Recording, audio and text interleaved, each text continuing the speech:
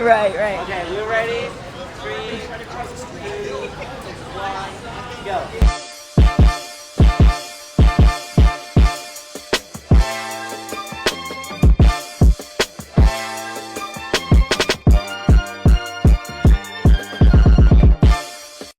Welcome to the Hive. We have Kayla from the community. Hey. Welcome back. Yes, welcome yes. back. I mean, Take two. Yes, this is a take two for sure. Yes, well, thank you so much for coming and course, hanging out with us at the Hive. So yeah, I know last time we kind of spoke, very briefly in regards to your walk. Yes. Like, I know one thing about Kayla and her family, she does life the way she wants to do it. And she figured it out. You figured it out early. Like, in a sense of just like, you know what? We just gonna do what we gonna do. We gotta do, because it was a moment where it was very scary because you're in the grind, you're doing the 9 to 5, you're doing what you're supposed to do, what everyone tells you to do. And I just remember it so clearly. I looked at my husband and I was like, we have to do this for another 40 years? I'm not gonna make it. Yeah. I can't. And at the time, I'm 23. Like, I haven't, done much, but I just knew very early on that wasn't for us. Yeah. Okay. So how long? So what was kind of like? Take us through that journey. I know. Yeah. I know we discussed about you guys lived in a dope trailer. You guys bought land and she lives a life, y'all. It's beautiful. Our whole thing is do it ourselves and make our. We do the research, we look things up, but for me and my family, we want to experience it and decide at that point if it's for us. So we tried. We lived in a bus for 3 years. We wanted to grow our own food and kind of have like sustainability that way. Growing your own food is not easy. It's a lot. Yeah. Having a homestead, having a farm, the Instagram version of things can be misleading. And so we did that for 3 years, felt like, this isn't fulfilling us the way that we want. And we saw a video of Mérida, Mexico. And my husband was like, isn't that where our friends went? Oh. And so years ago, our friends went on a vacation and the pictures were just beautiful. They were having the time of their lives. I was like, where is this? This looks like paradise. Right. Like, where is this place? So we looked it up. It was Mérida. And then we saw a video about it. And I just was like, you want to move to Mexico? So not even a vacation. Yeah. Move. Yeah. And that's just how we function. We're like, when the idea pops up, we take action, and we go, and so that's basically what happened. So, that's awesome. Yeah. I love that. Yeah. So. Oh, I'm sorry. Oh, okay. It's so funny. Okay, so when you moved to Mérida, so you have two littles. Yes. What was that? Because you guys still homeschool. Right. Yeah. Okay. So what was that transition? Was the transition pretty well, like in regards to the kids, or were they just kind of just like? It was so smooth, Okay. and because I think we were all feeling it was time for change. Okay. Yeah. It was time to do something different. And so when we told the kids we would be moving, this is what we were thinking about doing, they were like, cool, when we going? Okay. But I think that's a benefit of like homeschooling. They've always been at the whim of our ideas. We're like, hey, mommy and daddy want to live on a bus and grow food. And they're like, okay. Like authentic? Yeah, they were, because I am so grateful that the things that we have done have always been at really good stages for their age, right? So for example, they're 10 and 11 right now. If we decided to live on a bus right now, they'd be like, nah. Right. Like, because they're big, they want their own space. They're older now, and so the timing of everything worked well for their age to where they were like, yeah, let's do it. And they're thriving. They have friends. They have a community because of this, awesome.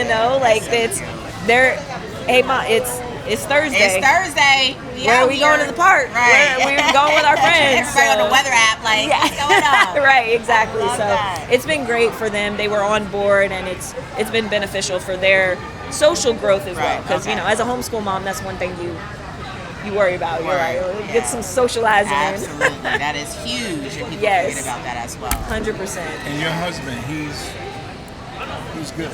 He's loving it. Yes. We moved here for very different reasons. So I moved here for slowing down, slower pace, community. Community was huge. For my husband, he wanted the time and space to figure out what he wanted to create. And when you're not in the rush, the keeping up, and I mean, I don't feel like we ever had a keeping up with the Joneses type mentality, but like, you have to hustle to be able to maintain, breathe, yeah, you know, in the States. And so having that slower pace, that, you know, more affordable lifestyle, he's able to explore different things, to experience different things, and I was able to find the community that we were looking for. And so it's been a benefit for very different reasons for every person in our house, you know. So yeah, he's good. Oh, and so let's tap into a lot of things. One of the things that we get, because of course our DMs are insane in regards to like, and pretty much top 3 questions is, can I work? Like, what do you do for work? And you know, in regards to how are you making money, or your income, or something like that, but also like how is that working out?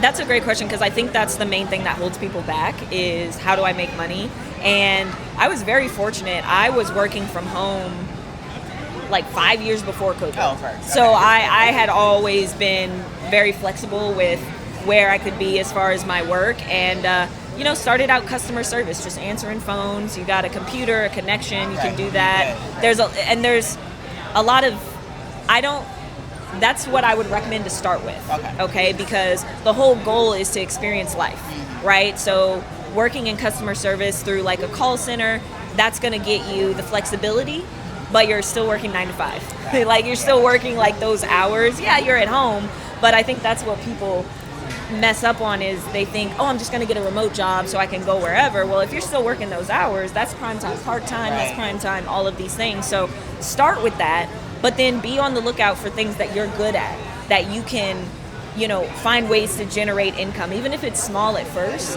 and then long-term be able to control your time. So you have the flexibility of remote work, but then you also have, I don't want to work today. Right. And then I want to take the kids to the museum, exactly. That's truly the end goal that I think people are wanting, but you do have to, you got to start in stages, because where I am right now, I have that flexibility, I have that financial security, but I've also been doing it for 12 years. Right. So it's not like just, bam, you get the remote job, you're living the life and doing all these things. So I think that's one thing for people to be realistic about, is it'll come in stages. It does. And the remote job is really, very, very popular in regards to people out here. Right. And everybody's worried about, quote unquote, the VPN, not letting your job know where you at. Oh, we have somebody that can do that. We have solutions for that as well. Yes. So there's an app for that. It is an app. It definitely is. ChatGPT will probably help you as well. So at the end of the day. Yeah. So also, I know a lot of times in regards to when we talk about, because you travel a lot too. Yeah. So, and a lot of your, I guess your line of work right now is it travel? Like visas. Or relocation. Yep. Yeah, so as we spoke before in regards to some of our other episodes, we do have, she's one of the people that will also help in regards to getting your visas and making Come sure. on now. Yeah, she is. She is the one-stop shop. Yes. So can you elaborate a little bit more, because we were talking about jobs, right? And there's going to be some people out there who don't know that they need healing. Right. Yeah. Right. So, and they're willing to run for their lives. Being willing to still have a 9-to-5 job here in Mexico. Now that's very rare. Most people, like you said, are digital nomads, content creators. You're either well off, or you got something to hold you over. So but the expenses are not the same. Right. So it looks like you know a little bit about the housing market and what those price ranges might be. I think that if you do have that information, if you can share it, it might help some of the viewers understand or make the rest of that make sense when it comes to not having to work 40 hours a week. Right. Yeah, absolutely. Like, so for us, we had a budget of what we were looking for in terms of housing, and that was the guiding light. Because I think sometimes people go for what they want, like their wants first, and then consider the budget. But when you focus on this is what I can afford and have left over, Right. that's what you should lead with, because everything else can be added on. And so what I mean by that is, for us, we were able to secure housing for the 4 of us where everybody has their own room. We have offices and things like that for, like, it's what, with the conversion, it's about $1,200 a month. And so with that being said, everything else is by design. So like, we are very intentional.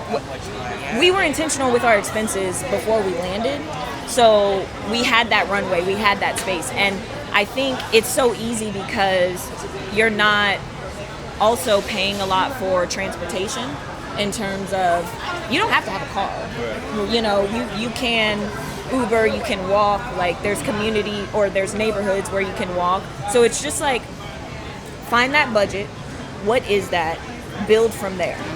I think that's the main thing, as opposed to what is the market, because then people can get tied up in, oh, it's so affordable here, so I don't need any money to come here. I don't need any, I just, what I have is going to be fine. And it's like, you still got to plan, you still got to budget. And so that's what helped us out, is just knowing what our numbers were and then going from there. I understand, and that's great advice.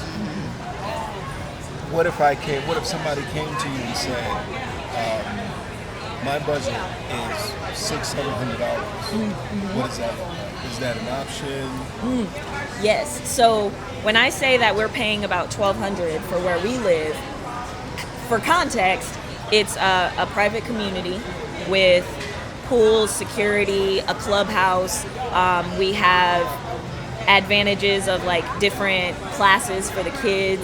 It's, a large 2-bedroom or a 2-story home. Like, there's extra stuff around that, right? So $600-$700 is still, you can get what you need. Get it, yeah. Because with $1,200, there's all these extra things that we don't necessarily need. And so $600-$700 is definitely achievable. What do you have to consider with that? Well, maybe it's an older home, older neighborhood, location. We came down in our car from the States. Our car was not meant for not at all. Some of these Mexico streets. Did the engine light come on yet? I mean, them potholes. That's what we laugh about. Oh Every my Uber, we be like, gosh. look at the engine light, because the engine light gonna mess up that car, boy. Exactly. These roads is real. Right. Yeah. So if you're gonna, you got to consider those things. But $600-$700, that's It's very doable. is very doable. Yeah. And then if you wanna, and it's also what's important to you. It's right? being realistic. Like, really, I mean, yes, everyone thinks outside the U.S., yes, it is easier. I'm not easier, but livable, where you can have 1,000 or 500 rent or whatever. But at the same time, it's like, okay, let's line it up, make sure that if I lose my job tomorrow, what does that look like? Absolutely. It's dope to have that in mind, for sure. Yeah. And definitely budget under too, just to make sure you have, because you want to enjoy yourself. Right. You know Absolutely. what I mean? Like, at the end of the day, you don't want to put yourself in a position where you're not going to be able to enjoy life. So, Right. yeah. Well, some of these people are already not enjoying life, so. That is true. That is true. Yeah. Community is huge too. It is. As It is. well. We definitely grew into a beautiful, this is awesome. Like, everybody has this superpower, our resources are growing, and it's just been amazing. Absolutely. Yes. So what's one thing that you would tell, because like I said, the viewers, they like to ask the questions in regards to different lifestyles and everything. What would be that one thing that you would kind of tell someone that's looking, they're just ready to just take that leap? What would that advice be to them? If they're like, how to be like, this is my sign. Yeah. Be the sign. Okay. So, my take might be a little bit different from what you're asking, but this is like the one thing that I have to express to anybody I'm talking to is we've been in Mexico, we've been in Mérida for 2 years, and my first year was terrible. It was a waste. Oh, word. Okay. And what I would tell people is get your mind right before you get here. And that's because when we moved, my environment changed, but my mentality did not change. I was still in hustle mode. I was still in, I gotta work myself into the ground, I gotta do X, Y, and Z. I did not need to do any of that. But because you're so indoctrinated into that I had no idea how to relax. Oh, I could take the afternoon off, I could take the day off, but I wouldn't, because I was like, I'm clearly forgetting something. If I have this time, if I have time to rest, I'm you know. What's going on, and so I was so miserable. I was so sad because I was like, this is supposed to be the thing. Like I was supposed to move to Mexico, and all my problems were supposed to go away. Right. You know? But that mentality keeps you going. It keeps you locked. So if you escape the physical, your physical environment has a lot to do with your state and your emotions. But also here can keep you trapped as well. And so that would be my communication, is adopt the lifestyle here. I've been in customer service. And don't feel guilty. Yeah, it's beautiful. Embrace it. Yes. It's why you moved. Yes. You know? Family, rest, community is like top tier. Yeah, we can learn so much from the culture. And it has been. We have slow mornings, and it's like, you know, I mean, that's so. Do y'all know what slow morning is? Let me tell you. It's so slow. I'm like, the run's going on a run, having time to get, you know. First of all, she runs a mile in like 3 minutes. Like, we're in this room, we're in this run group, and it's so funny. Everybody's like posting their like 20-minute mile. Here comes Kayla.